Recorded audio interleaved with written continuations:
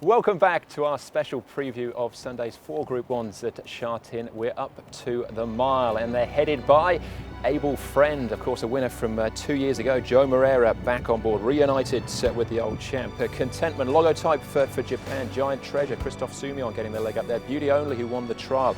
Neorealism, also from Japan. Beauty Flame, he'll be setting the pace. Cougar Mountain from Ireland, of course, for Aidan O'Brien. Romantic Touch, Satano Aladdin, also from Japan. Sun Jewelry, all the way down to Joyful Trinity, ridden by Gerard Mosse, the most successful rider at this meeting with 8 wins, I think, isn't it, to Gerard? It is. He's had an extraordinary record and just been fantastic over the years, Gerard. Interesting, isn't it? The talking point, of course, has been gate 14 for Able Friend. Yeah, and, well, in his heyday, in his pomp, he wins from wherever he's drawn. He's not quite at that anymore, Kevin, but still, he's looked great in the trial, he's looked great in track work. You can't write him off. You have to wait until he does it, I think. I would be reluctant to assume that he's still the same horse he was. You know, he's a 7-year-old that's had a tendon injury. I know the signs have been encouraging, his prep run was encouraging, and then you put that draw into the mix. Even though I wouldn't be as upset about the draw as many. You know, such a big brute of a horse, a little bit of space, you know, for all its other drawbacks, it might not be the worst thing in the world for him.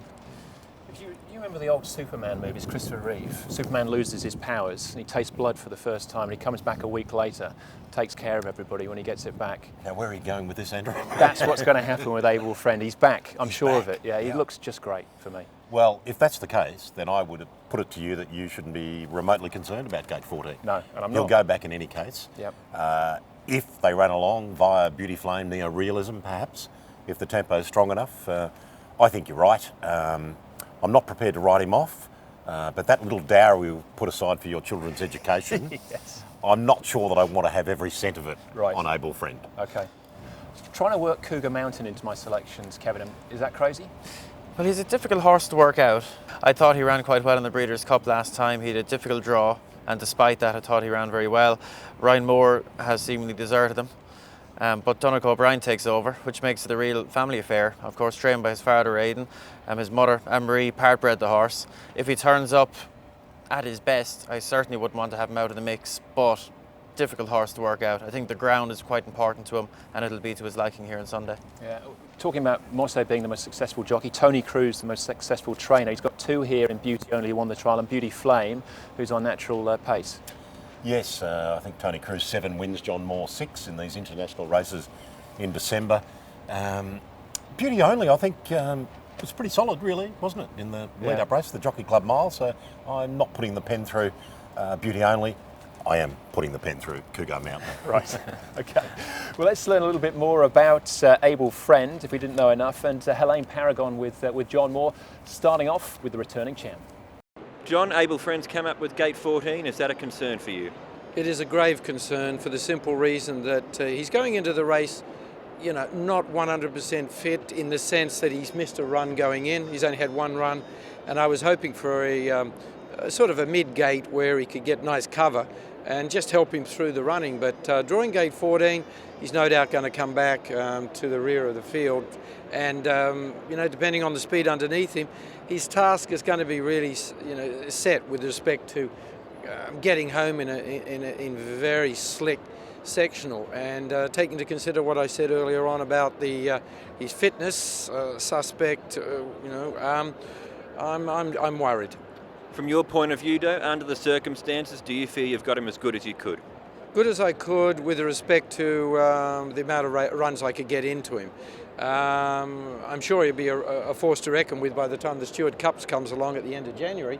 But this is the world stage on Sunday, and this is what we all aim at, to win the Invitation Mile. But we'll just have to do the best we can from the poor gate. What about Helene Paragon? Helene Paragon, in my opinion, should have won his last start, except for interference in the straight. Galloped this morning. Hugh Bowman was ecstatic about his work this morning, so he's going in a very fit horse and would be my pick of my runners in the race. So John thinks Helene Paragon of the 2 is drawn better and was unlucky in the trials, which sort of puts play to my theory. But Yes, well, he certainly gets the gun run, and there's no stopping Hughie Bowman at the moment. It's incredible. He's gone from, I think, 4 or 5 years ago, being widely regarded as, oh, well, Huey, I mean, he's a good, competent jockey. Now he's the go-to man. Yeah. You know, every discussion I have at home with owners and trainers, or you're sitting in a bar and the owners go, oh, do you think we could get Bowman to ride him? You know, he's just become the buzz guy. Two ways of looking at, I think, Helene Paragon from the lead-up race was, yes, he was held up, and perhaps if he'd got the split, he might have exploded. But when he was eventually clear, he wasn't galloping away from the likes of Gunpet and co. I have a mixed view on it. He's in my top 4, but I don't think he's a certainty. All right, we need to touch very quickly on the Japanese horses, Kevin. Logotype, Neorealism, Ryan Moore on board, and Satono Aladdin. Yeah, Neorealism I think is very interesting. The fact that Ryan has, jumped off, he could have ridden Cougar Mountain. I know Cougar Mountain won't be amongst the fancied horses, but just for him to get off, I think is significant in itself. You'd imagine this is a race that may perhaps lack in pace, I think it's fair to say. And his draw is reasonable in 9, could have been better, but I think must have a rock solid chance. All right. Selection time then, Steve. Obviously, Able Friend on top. No, I'm going to risk Able Friend. I like Logotype.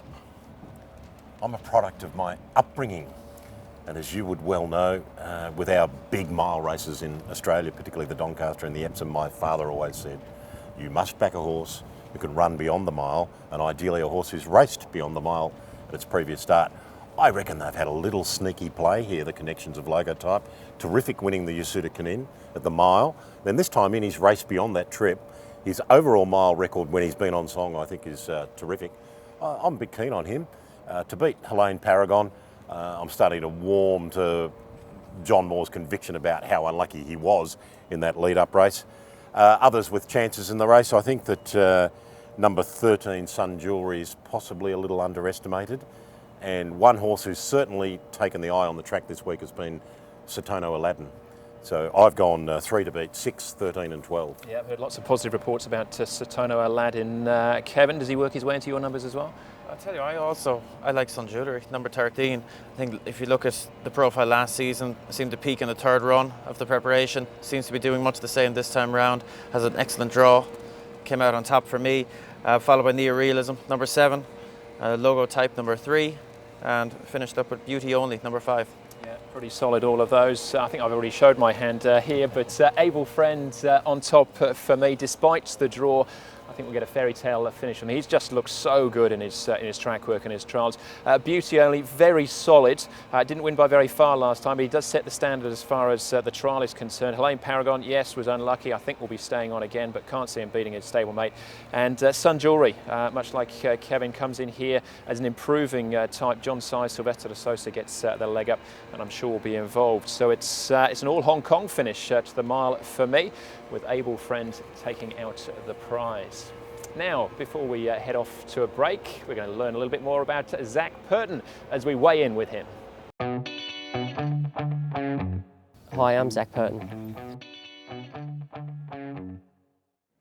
I've got a few nicknames. Zach Attack's probably the one that most people call me, but Campbell Rawilla also calls me Palm Tree Purton because he says I'm always on holiday. I've had 2 favourite horses in Hong Kong. Little Bridge, I had a great association with him, culminating in the win at Royal Ascot, the Kingstown Stakes, and more recently Aero Velocity. Been able to travel the world, win in Japan, win here in Hong Kong, win in Singapore. He's a horse that I hold pretty close to my heart. This Hong Kong memory is winning the Derby on Luga. It's a race every jockey, trainer and owner wants to win, and I was fortunate enough to do so. Best ever ride. The one that gave me the most satisfaction was winning on Luga in the Derby. When I first started off, it was Corey Brown. I loved his style, so I modelled myself on him, and as time progressed, we became very good friends, and we still are today. Being from Australia and Sydney, of course, my favourite teams are the Swans in the AFL. They're very consistent, they're there every year, and also the Roosters in the NRL.